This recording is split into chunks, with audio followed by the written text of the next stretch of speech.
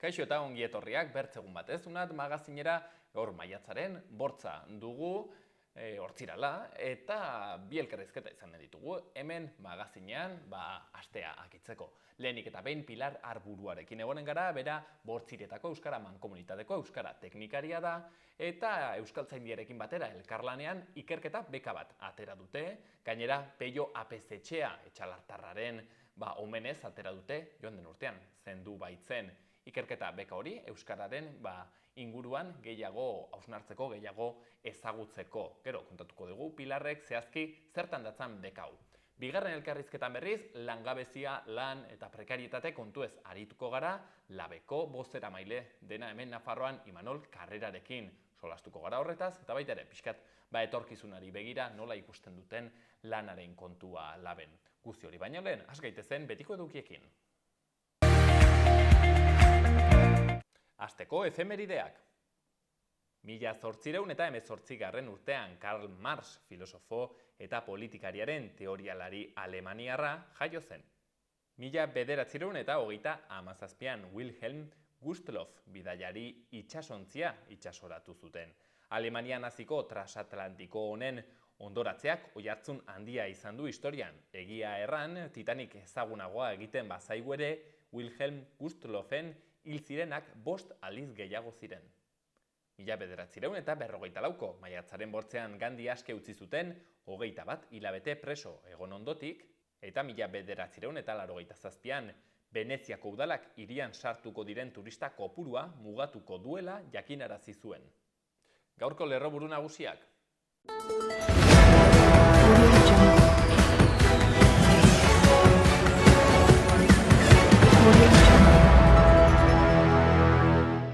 Apirilean Nafarroan 1106 langabe gutxiago izan dira eta azken urtean 2582 gutxiago. Volvo eta Zunzundegik sinatutako konpromiso ospatu du Nafarroko gobernuak akordioak Alsasuko lantegiaren etorkizuna bermatzen du. Nafarroko gobernuko lehendakaria eta Morant ministro Espainiako energia berriztagarriei buruzko 2023 txostenaren aurkezpenean izan dira CNRren.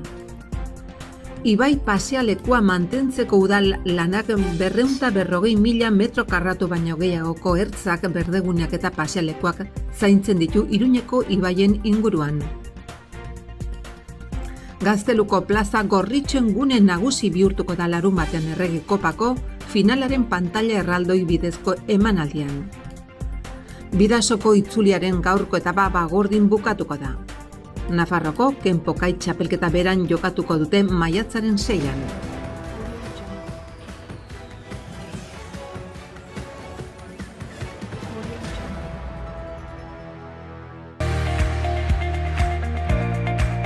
Ikus dezagun agenda kulturala.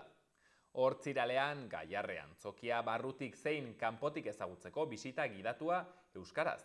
Atxaldeko bortzetan, 6:30, 7:30, 40 minutuko ibilbidean Gaiarren bitxikeriak ezagutzeko aukera egonen da. Baita ere, Deskontrol, Azken Sustraiak eta Delio taldeen kontzertua Totem aretoan atxaldeko 6:30, eta Zubi izeneko ikuskizuna dantza eta musikarekin Sanduzelaiko Zibi-boxean 7:30. Baita ere, Ganbara antzerkia Sanduzelaiko Zibi-boxean 6:30. Larumatean argazki bilduma sortzeko tailerra Diana Arbonies La Kafeteraren eskutik, goizeko 11:00 ordu batara Iturramako Zibi-boxean. Eta Berriobeiti zendeako Euskararen eguna goizeko 11:30 hasiko da egitaraua kale jira batekin eta ondotik egun osoko egitaraua. Igandean, 11:30 Euskararen jaia, orientazio proba eginen dute Artika, Artigune 3 aretoan, Ezkabapean Berriobeitin.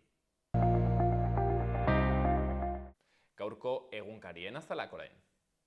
Diario de Notiziasen argazki handi batean, Osasunako jokalariak eta izenburuan, Kopa Gori-Gorian, egun bat falta da finalerako. Berri gehiagotan epaileak irailean deklaratzeko deia egin dio Manu Ayerdiri. Gastu publikoa 40% hazi da Nafarroan azken 8 urteetan, eta Zunzundegik 450 lanpostu baino gehiago sortuko ditu Altsasun 4 urtetan. Diario de Navarran, De Valor kasua. Epaileak Manu Ayerdi eta 6 pertsona gehiago aipatzen ditu ikertu gisa. Horien artean egungo gobernuko 2 kargu daude, Maitena Ezkutari eta Izaskun Goñi. Argazkian Osasunako hainbat zale izenburuan exodoa hasten da. 24.500 gorritxo izanen dira Sevillan, gehienak euren kabuz joanen badira ere, 8 hegazkin, 3 tren eta 30 autobus antolatu dira bidaiarako. Eta, azkeneko izenburu batean, bildu abstenitu eginda etak hildako Tomas Caballeroren oroimenean. Gara egunkarian, Europako Banku Zentralak interestasen igoera apaldu du 3,75 finkatuz. 2023ko otsailean eta martxoan oinarrizko 50 puntu igo ondotik, Europako Banku Zentralak oinarrizko 25 puntuan igo ditu bere 3 interestasa ofizialak. Lagarde kohartarazi du igoera horrek aurrera jarraituko duela. Argazkian zenbait entzule Jose Mujikari begira, eta izenburuan Jose Mujikaren begirada etorkizuneko belaunaldiei. Berri gehiagotan, Arartekoak egiaztatu du Opusek bere 2 institutuetan egiten dituela oharrak eta noten igoerak, eta EAJak eta PSek galdako hori buruzko testua aldatu dute, baina ez erretorika.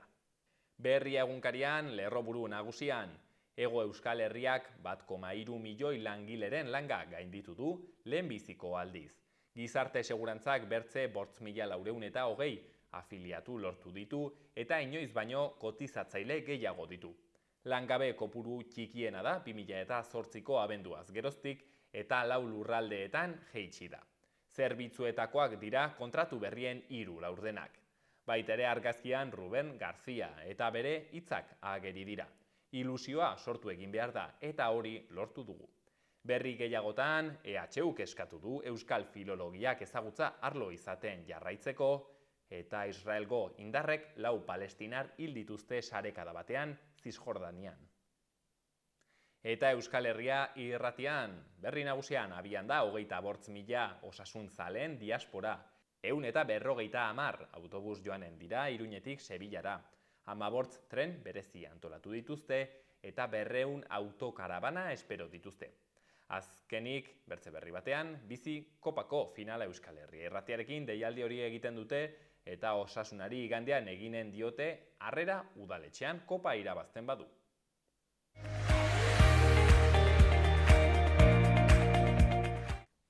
Asteburuko eguraldia.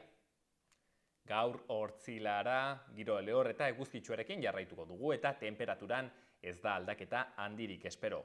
Goizean goiz lanbroa ager daiteke zenbait txokotan, baina gainerako orduetan zerua nahiko garbi egonen da goi-hodei eta erdi mailako hodei batzuekin. Goizean haizea ahul ibiliko da, norabide finkorik gabe eta atxaldean brisa sartuko da kostaldean. Atxaldean ipar-ekialdeko haizea indartu eginen da, barnealdean, bolada gogor batzuekin. Temperatura maksimoi dagokienez aldaketan gutxi, 25 gradu ingurukoak izanen dira berriro ere. Larunbat atxaldean ezegonkortzera eginen du. Goizean oraindik ere ostarteak gailenduko dira, lehen orduetan lanbroa ager daiteke eta erdi mailako hodei eta goi-hodei batzuk ere izanen dira. Atxaldean berriz bero hodeiak garatuko dira eta era irregularrean zaparrada batzuk botako ditu. Ekaitzak ere jo dezake. Atxaldean ipar mendebaldeko haizea ibiliko da, kostaldean bizi xamar. Temperatura zertxobait jaitsi eginen da. Eta igandean hodei ugari pilatuko da ipar isurialdean eta euri txikia eginen du batez ere kantauri isurialdean. Atxaldean ordea atertzera eginen du. Hegoaldean zailagoa izanen da euria egitea, baina hodei ugari izanen dira. Atxaldean alabaina ostarteak erekiko dira. Iparraldeko haizea ibiliko da zakar xamar Ebro ibarrean eta temperatura dezente jaitsiko da. Eskualde gehienetan, balio altuenak 20 gradu ingurukoak izanen dira.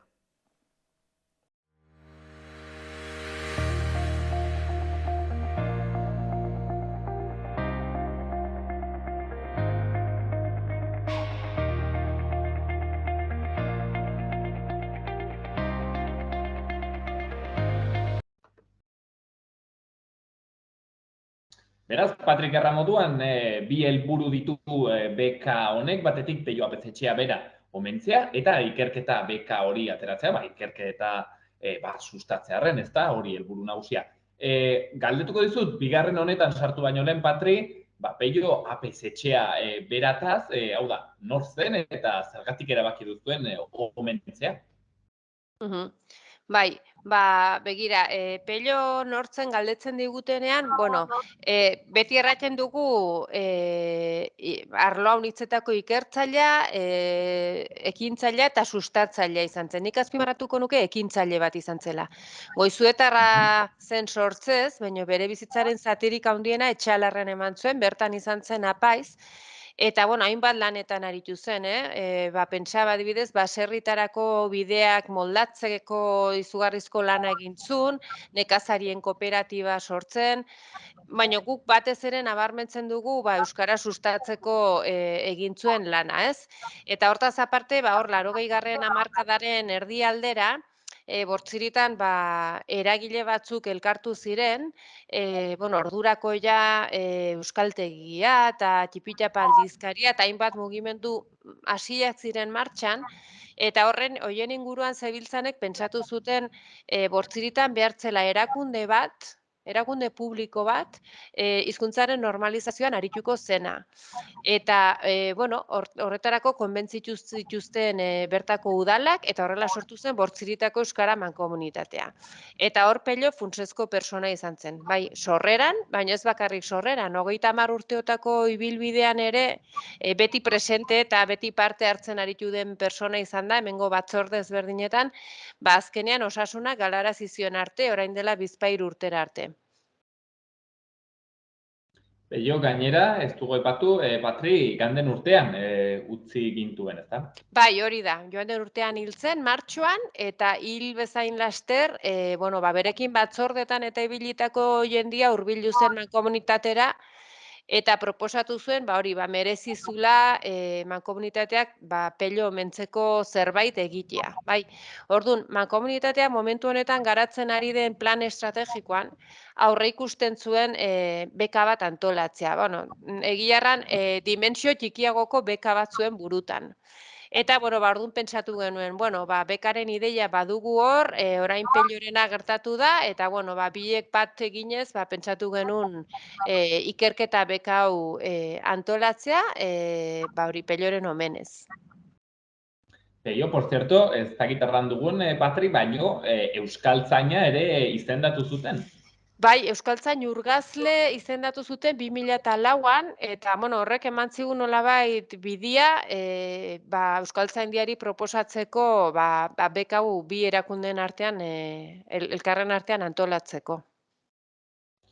Hortxean aipatzen genuen, Pello APZ-etxea pertsona garrantzitsu hau euskararen mundutxo honetan, Bortzirietan, ez bakarrik euskaran, Patrik kontatzen zigunez, bertze hainbat arlotan ere bai hortxen ibilizelako bere denbora eta bere indarrak ematen, baserri bideak egiten, bertzea adibidez, baina euskaran jarri zuen bereziki arreta eta orain omendu egin dute, aipatzen genuen ikerketa beka honekin.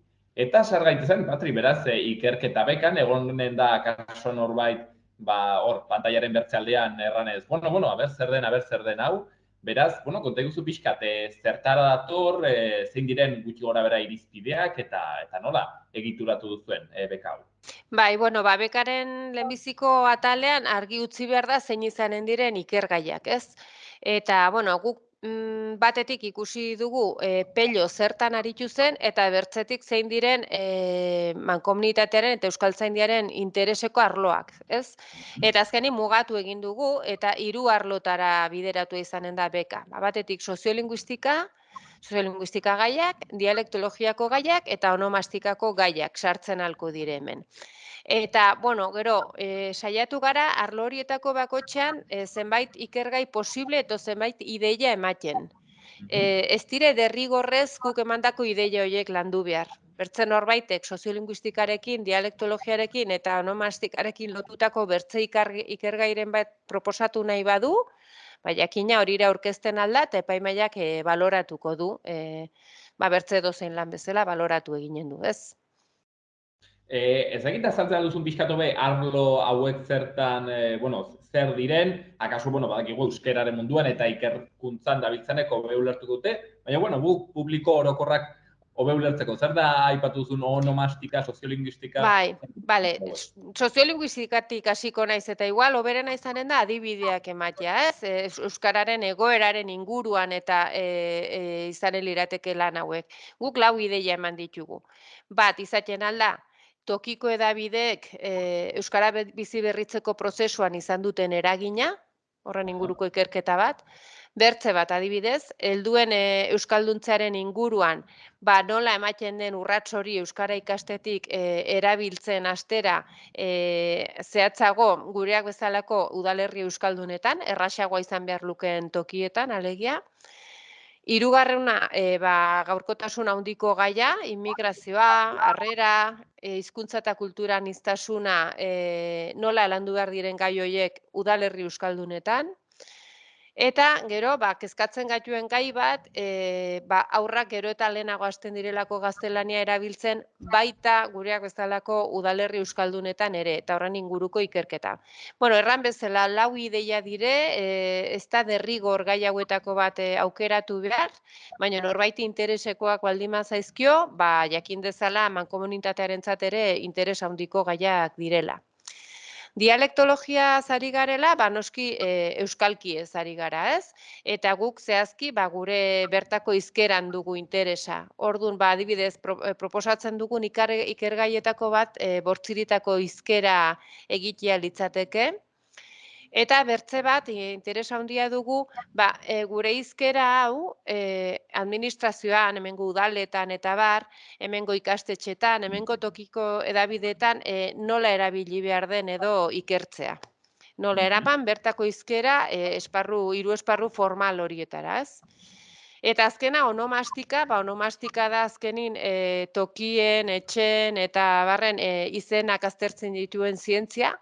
Eta hor, guk interesa izanen genuke, ideia ematen dugu, toponimia xea erabiltzeko proposamenak egiteko. Ze toponimia nagusia, herrien, ibaien, mendien izenak eta ezagutzen ditugu eta zabalduak daude, baina gero badago herrietan bertze toponimia xe bat, normalean bildua dagona, mapetan dagona, liburuetan dagona, baina dagoeneko ez dena sobera erabiltzen eta galtzeko arriskuan egoten aldena, ez? Eta ordu, hori erabiltzeko zeraren bat, ikerketaren bat.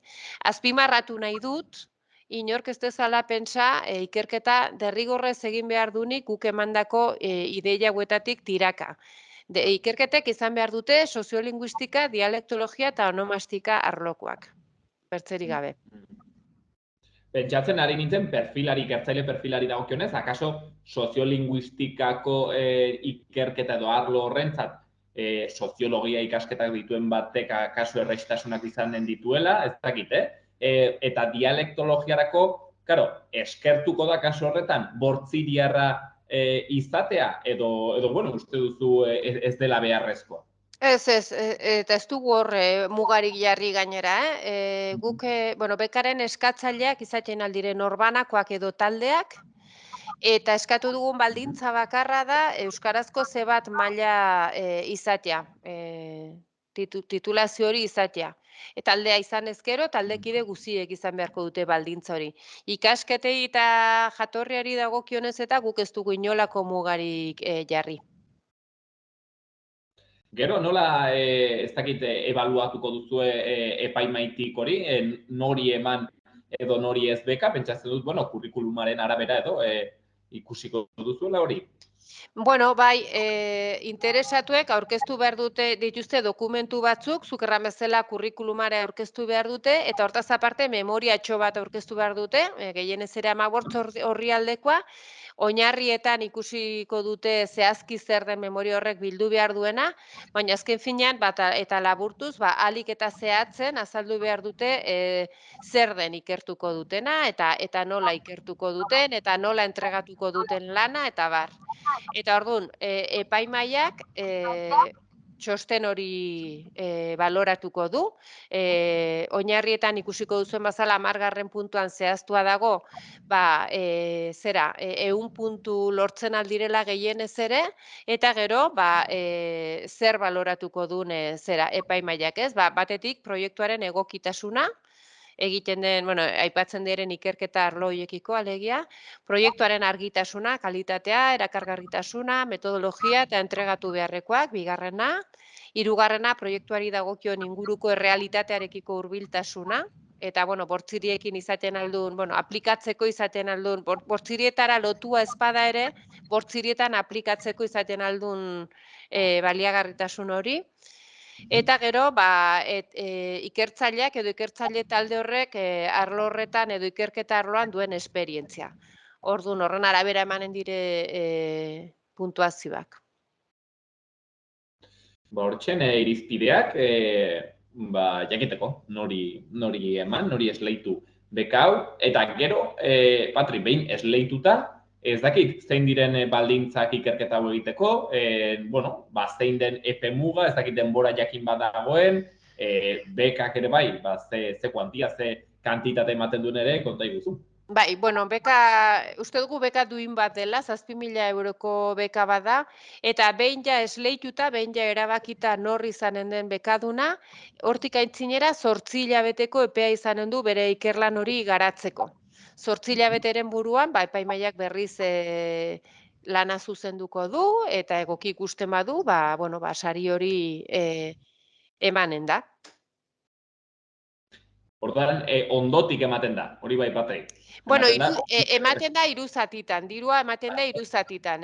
Hasieran ematen da zati bat, gero 4 hilabeteren buruan jarraipen bat egiten zaio, eta orduan bekadunak txostentxo bat aurkeztu behar du, erranez, zer den aintzintu duena, eta noraino ailetu den, eta nola doaien ikerketarekin, hor bigarren zatia ordaintzen zaio, eta ja kabilan, lana osorik entregatzen duenean, eta balekotzat jotzen denean, 3. zatia.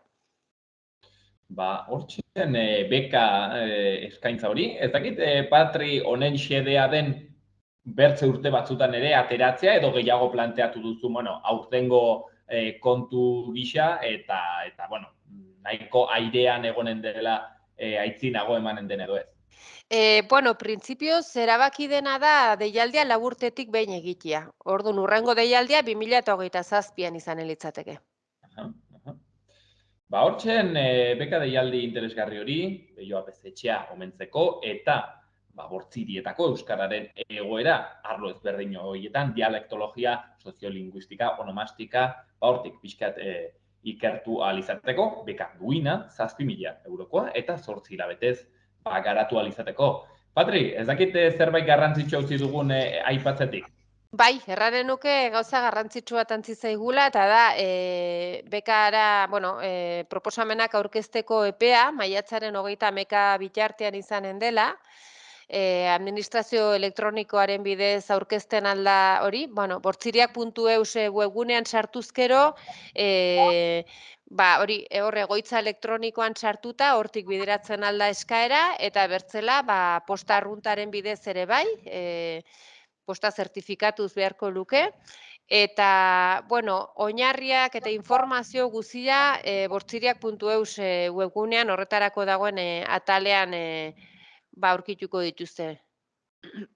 Lehenago aipatu dugun gixan, gaur beka baten berri ematera gatoz, kasu honetan euskararekin zerikusia duena, eta bortzirietan, hortxe, kokatzen dena, zehazki, bortzirietako euskara mankomunitateak, eta euskaltzaindiak biak elkarlanean, Pello APZ Zubiri lehen ikerketa beka atera dute, plazaratu dute, eta horretaz. Solasteko hain zuzen ere bortzirietako euskara mankomunitateko euskara teknikaria den Patri Arburuarekin egonen gara. Gaur solasean, beraz, lehenik eta behin, atxaldeon, Patri, mila esker gurean egoteagatik. Baita zuriri, eskerrik asko zuei. Patri, erraten genuen, beka hau atera duzuela, lehenik eta behin galdetuko dizut, motzean argi gelditzeko. Zer da beka hau? Hau ikerketa beka bada, helburu duena batetik ikerketa sustatzea, euskarazko ikerketa sustatzea, orain aipatuko ditugun 3 arlo zehatzetan, baina bertzalde baita Pello APZ Zubiri zena omentzea ere. Nor kantolatzen duzue, Patri? Bueno, antolatu, hau elkarlanean egindako kontu bada, orduan batetik iniziatiba edo ideia Euskara Mankomunitatearena izan zen, baina pentsatu genuen, Pello Euskaltzaindiko, Euskaltzain urgazle izanik, polita izan entzela, hau Euskaltzaindiarekin elkarlanean antolatzea. Eta orduan, bi erakunden arteko hitzarmen bati esker, hala ari gara, elkarrekin ari gara antolatzen. Hortzen, beka hori, Patrik aipatzen zigun, bi helbururekin egin dela batetik Pello Apezetxea omentzea, eta bertzetik, Euskararen ikerketa sustatzea. Patri, orain sartuko gara, irizpideetan eta nondik norakoietan, baina lehenik eta behin galdetu nahi nizun, Pello Apezetxea berataz, hau da, nor zen eta zergatik erabaki duzuen omentzea beka honen bitartez.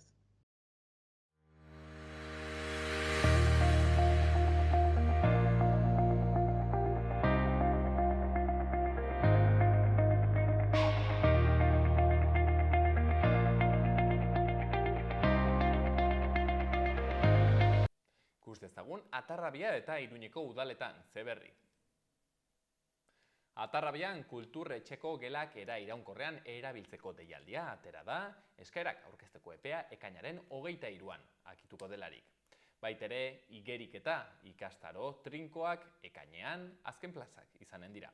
Kainaren 8tik 23ra, zehazki, udarako prestatu diote Atarrabiako udalean, eman izena ekaineko Atarrabiako igeri lekuetako igeriketa intentsiboko ikastaroetan. Horra, gonbitea. Iruñean udalako ospitaletik gertu dagoen udal lokal bat laga dio minbiziaren aurkako Espainiako elkarteari.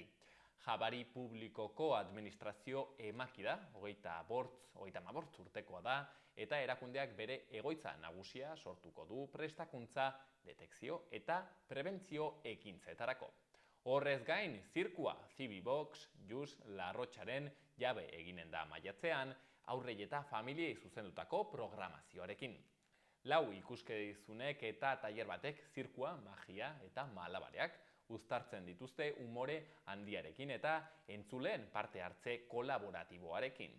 Eta azkenik, ibai pasealekua mantentzeko udalanak 250.000 metro karratu baino gehiagoko ertzak, berdeguneak eta pasealekuak zaintzen ditu, baitere Iruñeko ibaien inguruak. Runa 2025 proiektuak garbiketa eta sentsibilizazio jardunaldi irekiak proposatzen ditu herritarrentzat biodibertsitateari eta hondakinei buruz kontzientziatzeko.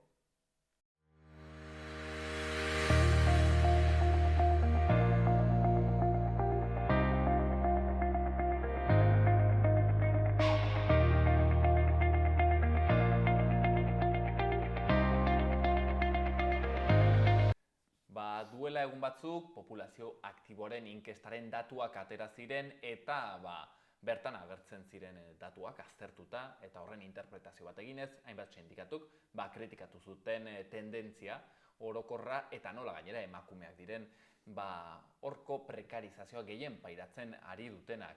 Hori bai egia da, atzo bertze datu batzuk ere atera zirela eta datu horiek badirudi ez dutela erabat baieztatzen, bertze inkesta honen emaitzak, baina gaur eskerrak hemen dugula Imanol Carrera, Labeko, Nafarroko bozeramailea, pixkat hobe argitzeko kontu hau zertan datzan, eta baita ere solasteko emakumeen prekarizazio honetaz, lanaz eta bertze kontuez.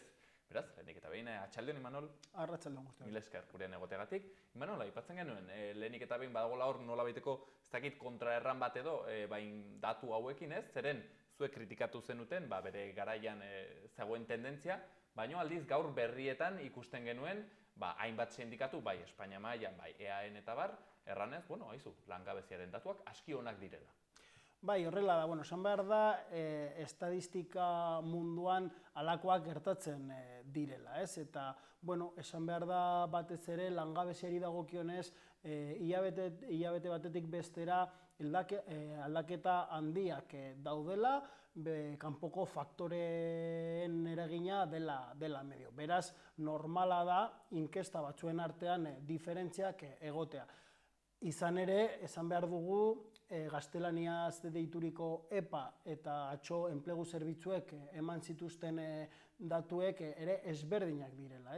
EPAk aztertzen duena da, azken 3 hilabeteetan trimestrean gertatu zena, eta aldaraketa bat egiten du pasaden urtearekin.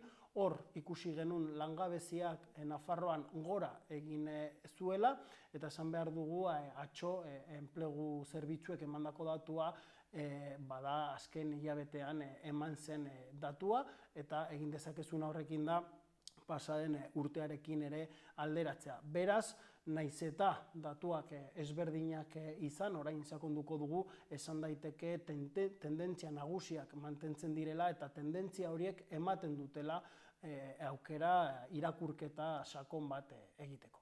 Ikusita, pixkat datu egin batean kontraerrankor hauek, ez dakit ondorio bat ateratzen alden, ez dakit langabeziak orokorrean behera egiten ari duen edo hobetzen ari den? Bueno, esan behar dugu, Nafarroak duen datua estatuarekin alderatuta badela datu on bat, ez? Azken atzo eman zuten datuaren arabera, esan dezakegu estatuan langabeze tasarik txikiena dugula Nafarroan. Baina langabezi tasa hori 30.000 pertsona osatzen dute. Eta esan behar dugu gainera, erakunde ezberdinek, alde batetik gobernuetatik, baina ere patronaletik, aitortzen dutela da, kopuru hau izan daitekeela egiturazkoa. Eta esatea Nafarroan izango dugun enplegua izango dela oso baldintzatua eta 30.000 pertsona Nafarroan ez dutela inoiz lanik egingo, bada zerbait larria, ez? Beraz, hortaz ari gara.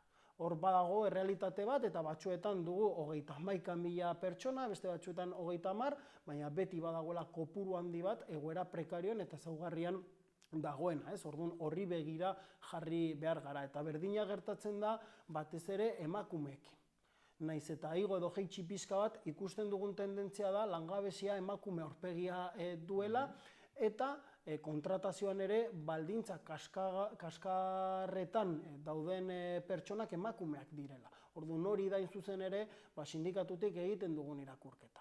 Badagoela aldaketa batzuk, baina azpitik sakoneko datuak daudela eta horiek beti zailtzen dute emakumeen eta gazteen bizitza. Errango genuke, beraz, orokorrean, bai egoten aldirela jeitxierak igoerak eta, baina, langabeziak, kopuru horrendako, 30.000 pertsonenako, hor mantentzen direla. Naizek eta momentu batzuetan, urte batean, igo edo jeitxi, kontu hemen, arazo egiturazko arazoa da, hor badagola beti jende kopuru bat langabezian dagoena, ez da, Imanol? Hori da, eta hori da kapitalismoaren eskaintza, eta gure ustez oso larria da. Zezan bezala, kopuru horren baiten daudenak beti izango dira langile migranteak, gazteak, emakumeak eta helduak diren langileak. Adibidez, 50 urtetik gorako langabezia altua da eta ikusi behar da ere adin horren baitan daudenak urte bat baino gehiago daramatzatela langabezian. Horrek suposatzen duen guztiarekin. Ez dituztela diru sarrerarik izango eta egoera hori denboran mantenduta ez duela albideratzen Nafarroan bizitza duena. Hori da, guk labetik salatzen duguna eta ikusten duguna da erakundeetatik, instituzioetatik, gobernuetatik horri begira ere jarri behar direla. Eta herriari, gizarteari ere egia esan, ez? Esan dezakegu Nafarroan beti izango dugula kopuru hori langabezian, hori esaten baldin badugu esan behar da egungo lan merkatuak ez duela albideratzen bizitza duina eta horri begirako bestelako mekanismoak ezarri behar direla, adibidez esaten da ez, bermatutako errenta albideratzeko momentu honetan kapitalismoak albideratzen ez duena.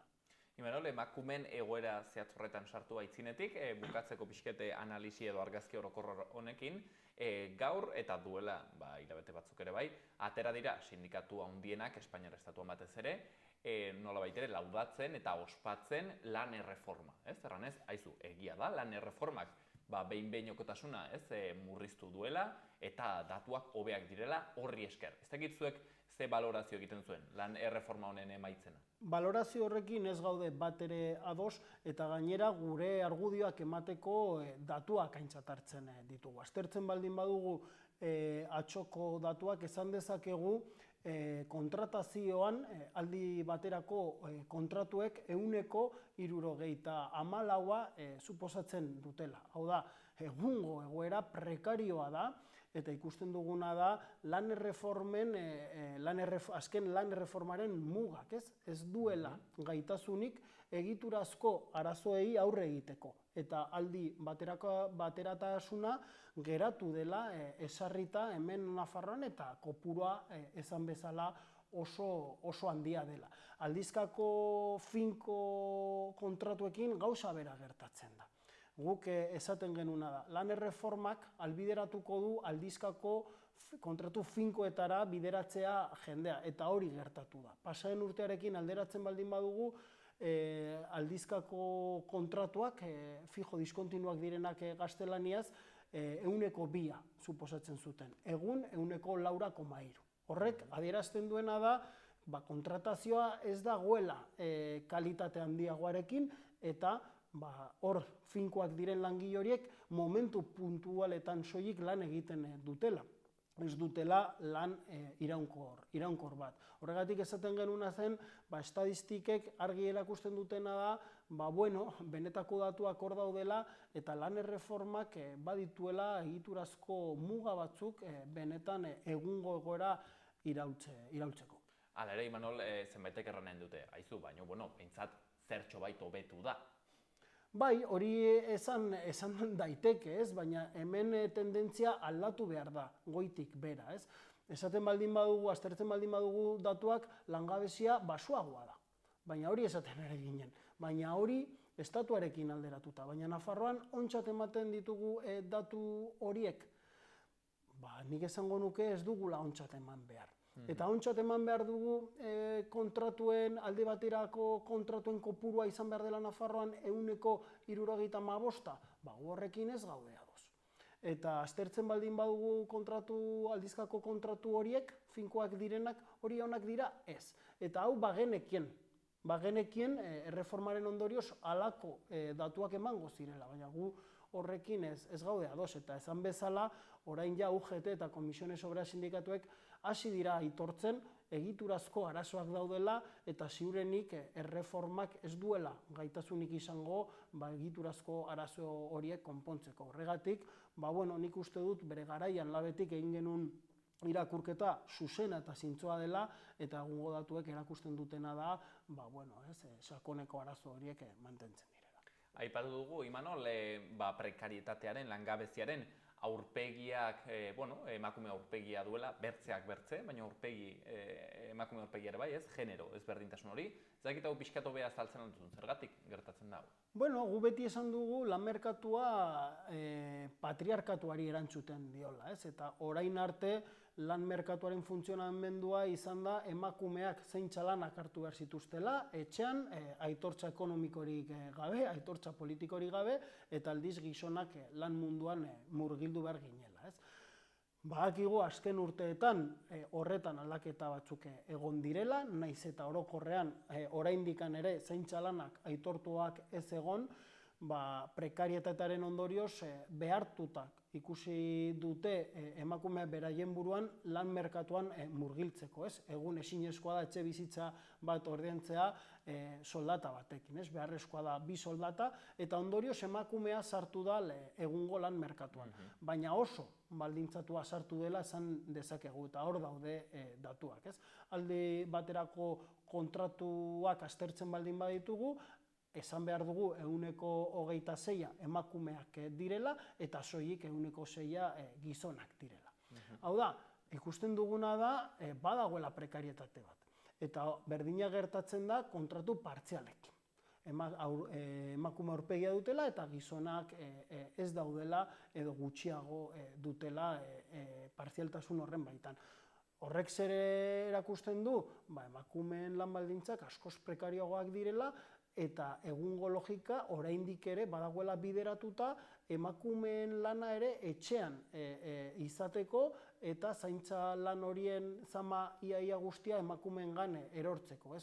Badira datuak non argi erakusten duten zein den bilakaera. Eta langabeziari dagokionez berdina, pandemiatik hona Ikusten duguna da, gizonen eta emakumeen arteko arrakala distantzia handitzen ari dela, ez? Eta azken datuak aintzat hartzen baldin baditugu, ikusten duguna da gizonen artean langabezia 0,2 igo dela, baina aldiz emakumeen kasuan 3,3, ez? Hau onartezina da eta honek ere erakusten du modu argi batean egoeraren egoera ordaintzen ari direnak emakumeak direla eta ezin dugula inondik inora ere hau onartu.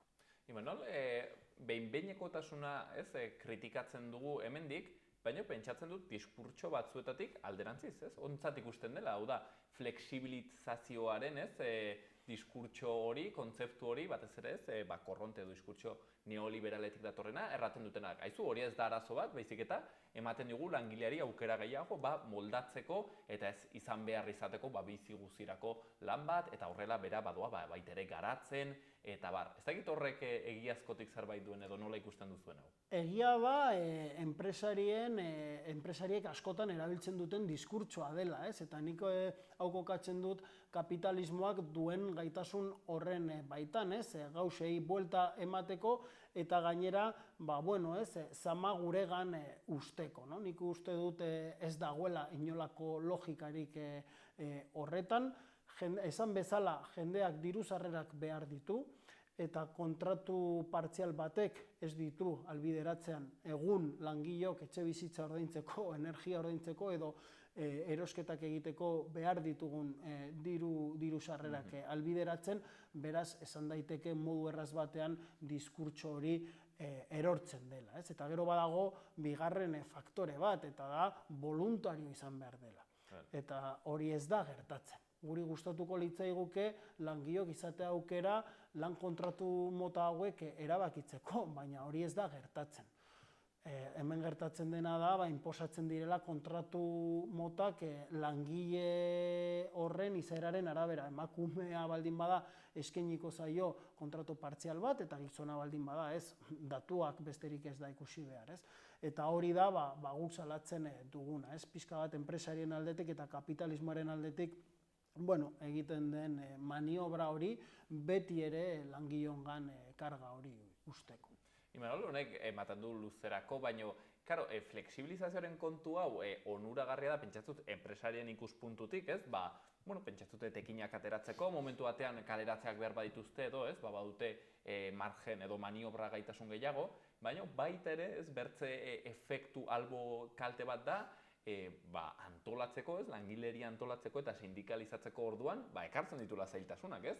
Behin-behinekotasuna duzunean, seguraski ez da berdina sindikatu batean antolatzea, edo eramaten dituzunean 40 urte Volkswagen, ez? Erran nahi dut, Zarako langileak edo Volkswagenekoak seguraski ez dira berdinak ikuspuntu horretatik, eta hori ere enpresariarentzat ez da kontu txikia. Hori da, ez, azkenean kontratazioa erabiltzen da langileok modu batean edo bestean kontrolatzeko, ez?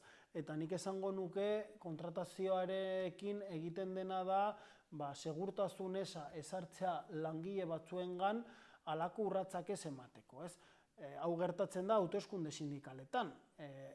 Sindikatu batekin aurkezteko aldi baterako langilea baldin bazara, askotan ez duzu aukerarik edo eskubiderik aurkezteko, edo hilabeteak baldin badituzu eta aukera baldin baduzu, askotan ez duzu egiten, hain zuzen ere aldi baterako kontratu bat duzulako, eta nahi duzunez kontratu finko bat, ez duzu urrats hori ematen, enpresaren aldetik mesfidantzak ez egoteko, ez?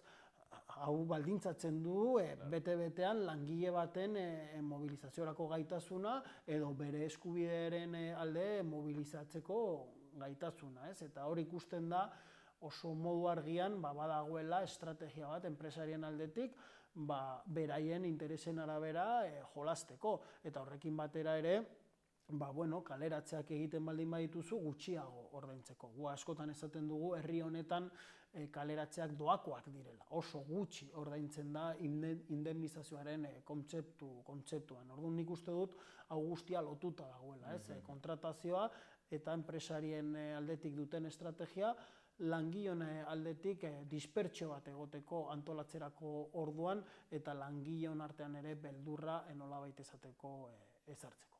Langabeziaren kontura itzuliz, pixkat etorkizunera begira, Imanol, gaztek, nik uste galdetzen bazaio gazteriari normalki ilun ikusten dugu etorkizuna, hoxen, prekarietate hau dugulako, ez egonkortasuna ez dakigu zer gertatuko den gurekin, eta orokorrean hoxen, ez da begi sobera honez ikusten. Ez dakit ala den, ez dakit bakitzaia dela, baina zuek pixkat nola ikusten duzue lanaren mundua etorkizunera begira, ez dakit berri honak etorriko zaizkigun, ala gehiago kontrakoa. Bueno, guk ikusten duguna da etorkizunak aldaketak eskatzen dituela. Eta guk askotan esan dugu gure esku dagoela nolabait esateko, dago boterearen esku, kapitalaren esku, baina langileon esku ere badagoela aldaketa horien norabidea baldintzatzea. Badakigu zen nolako aldaketak nahi dituzten erakunde ekonomikoek, patronalak, enpresariek eta instituzioek, baina guk ikusten duguna da aldaketa horiek ezin ditugula onartu eta bestelako aldaketa bat planteatu behar ditugula. Maiatzaren lehenean egin genuen moduan eraldaketaren norabidean beste mundu bat eraikitzeko. Eta labetik badugu proposamen zehatz bat, eta da banaketa hirukoitza. Guk esaten duguna da enpleguaz hitz egin behar dugula, eta lanaldia murrizketaz ere bai. Eta gu planteatzen duguna da, 30 orduko lanaldia ezartzea Nafarroan, ez soilik guk nahi duguna egiteko, denbora libre gehiago izateko, baizik eta lana banatzeko alde batetik, eta gero beste alde batetik gizonok ere zaintza lanak gure gain hartu ahal izateko. Guk ikusten duguna da hori ezinbestekoa dela. Orduan bada neurri zehatz bat, bestelako norabide batean enplegua banatzeko eta gizonok zaintza lanetan hurbiltzeko. Bigarrena da zaintza lanak banatu behar direla, eta zaintza lanei aitortza bat eman behar zaiela.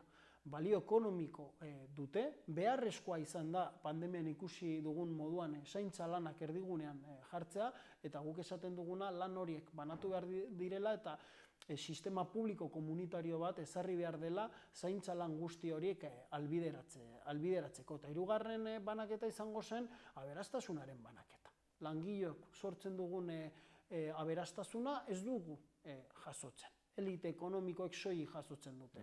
Orduan ikusten duguna da aberastasunaren banaketaren inguruan hitz egin behar dela, bestelako politika fiskal bat egin behar dela, benetan langileok behar ditugun zerbitzu publikoak eta behar ditugun diru sarrera guztiak bermatzeko. Beraz, gu bai ikusten dugu, argia dagoela, eta badaudela egingarriak diren neurri hauek mailaren gainean jartzeko. Eta guk esaten duguna, neurri hauek martxan jartzen baldin baditugu, eraldaketa posiblea da. Neurri eraldatzaileak direlako, ez? Hori da guk askotan esaten duguna, ez? Kritikarekin batera alternatibak eta proposamenak egon behar dira, eta guk ikusten duguna guztiz egingarriak direla. Maiatzaren bata, ongi atera zen, Imanol?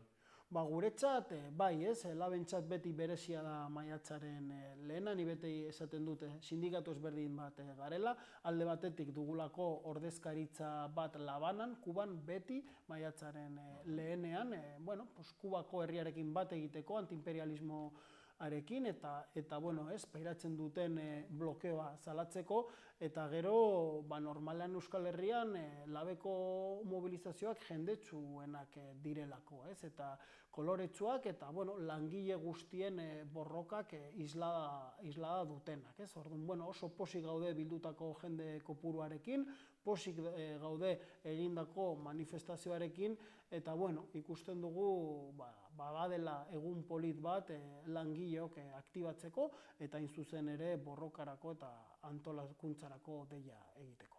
Langile handitzek berri, seguraski, sentsazio gazti gozoa izan zuten, batez ere hemen Iruñan 4 manifestazio egon zirelako, aurten zatiketa langile mugimenduan? Bai, baina nik batzutan onartzen dute, zatiketa dagoela edo gutxienez denok batera ez goazela, eta nik ulertzen dut langile batzuen aldetik horrek ezartzen duen etxipena. Baina ni halako diskurtsoekin ere pixka bat kritikoa naiz, beste eremu batzuetan ez da eskatzen batasun hori. Adibidez, hauteskunde politikoetan ez dakizen bat indar aurkezten diren, eta inork ez du esaten, gutxiago aurkeztu behar zarete eta gutxienez ezkerraren esparruan denok batera aurkeztu behar zarete. Inork ez du horrelakorik proposatzen, eta aldiz sindikalgintzan beti esaten digute elkarrekin edo batua joan behar garela. Nik esaten dute batzuetan ezberdintasun sakonak ditugula, ezberdintasun horiek momentuz momentu ez dutela albideratzen zerbait bateratua egiteko, baina lantokietan borroka asko daudela piztuta eta sindikatuen artean elkarlan bat dagoela. Orduan, nik uste dut ere ulertu behar dela perspektiba horretatik eta hori da, hain zuzen ere, Iruñan eman zen irudia. Hala ere, esango nuke Iruñan bertan langileok kaleak hartu genituen, eta hori da garrantzitsuena. Askotan labetik ere esan dugu, guk deia egiten dugu labekin bat egiteko, baina azken finean helburu bakarra da langileok kaleak hartzea. Eta nik uste dut, egon ziren mobilizazio ezberdinetan langileak kalera atera zirela, eta hori da, nik uste balioan jarri behar duguna. Imanol, azkeneko galdera bat egin nahi nizun, justo orain izan dugu ari gara izaten, Lehortearen horrenkarietara hainbat berri desatxe egin, 40.000 hektarea erranduten Nafarroan herriberan kaltetuak izango direla Lehortearengatik, eta aspaldi honetatik diskurtso ekologistan aipatzen da gero eta gehiago, aizu, etorkizuna ez da izango uste geroena bezala, disponibilitate material eta energetiko gutxiagoko mundu batera joan beharko gara, eta beraz, lan ere aldatu beharko da, eta desazkunde batera joan beharko gara, Eta beraz, seguraski errango zizueten, hiru banaketa horiek beharrezkoak dira, baina baita ere sektoreen artean banatu, Eta agian badire sektore batzuk txikitu beharko direnak, automobilgintza, edo nizadakit, petrolearekin eta fosilekin lan egiten duten lanpostu horiek seguraski jaitsi beharko dira eta berbanatu. Ez dakit hau labetik pixket nola ikusten duzuen, etorkizunera begira, lanaren kontu hau, ea hortan ere banatu behar den. Desazkunde batera joan beharko gara? Bai, guk ikusten duguna da, badaudela elementu batzuk eta zuk esan dituzunak, hemen egungo kontsumoa ezin da mantendu. Hori da ondorio bat, iturri energetikoak amaitzen ari dira, eta horrek halabeharrez eskatzen dizu bestelako planteamendu batzuk, eta hori gertatzen da beste eremu eta beste elementuekin. Beraz badagoela ondorio objektibo bat, eta dela bestelako urratsak eman behar ditugula, bestelako kontsumo bat egiteko. Eta gero, horri begira ere, eta lan munduari begira, labetik ere proposamen zehatz bat egin genuen. Eta ziren trantsiziorako batzordeak. Guk ikusten duguna da oso garrantzitsua dela, eztabaida guzti hauetan langileon iritzia eta ikuspuntua txertatu behar dela. Eta noski, hitz egin behar dugula, zen olako lantegiak izango behar ditugun, eta automozioen sektoreak zen olako pisua izan behar duen egun, ikusita nola gauden. Gu horren inguruan hitz egiteko prest gaude, baina ikusten duguna da ezinbestekoa dela langileon iritzia eta langileak aintzat hartzea.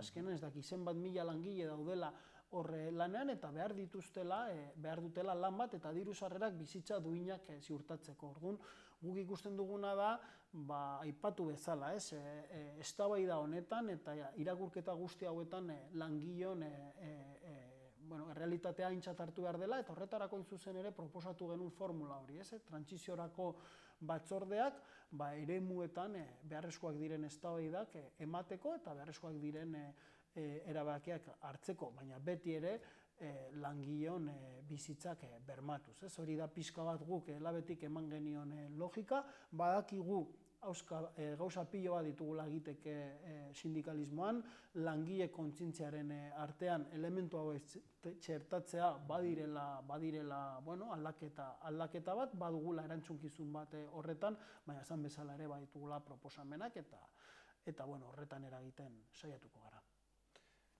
Lanaren inguruko argazki txikia gaurkoan hemen magazinean atera diren azkeneko datu horien inguruan eta gaurkoan horretan lagundu, argia ematen lagundu digu Imanol Carrera, Labeko, Nafarroako bozeramaileak, etorkizunera ere pixkat begiratzen ausartu gara. Beraz, hementxe, gaurko gure analisi txikia. Imanol, mila esker, gaurkoan ere gurean egoteagatik. Eskerrik asko zuei.